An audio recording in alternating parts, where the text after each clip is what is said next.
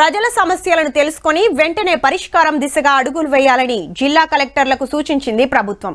వ్యవస్థలోని లోపాలు సరిదిద్దుతూ మంచి పాలన అందించేందుకు కృషి చేయాలని కోరింది.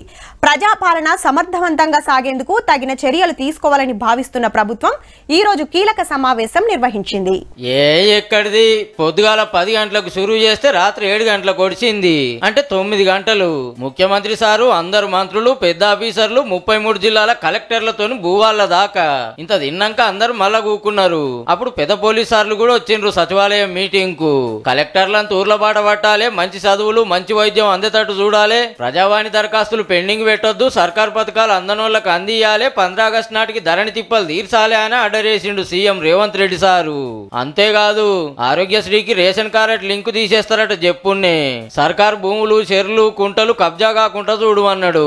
మహిళా సంఘాలకు ఇంకిన్ని లోన్లు ఇస్తారట, ఇంకిన్ని పనులు చెప్తారట, తెల్ల రేషన్ కార్డులు ఇస్తారట. అవినీతి అంతం చేయాలి, డ్రగ్స్ ను ఖతం చేయాలని పోలీసులకు మళ్ళీ పారా ఆర్డర్ వేసిండు.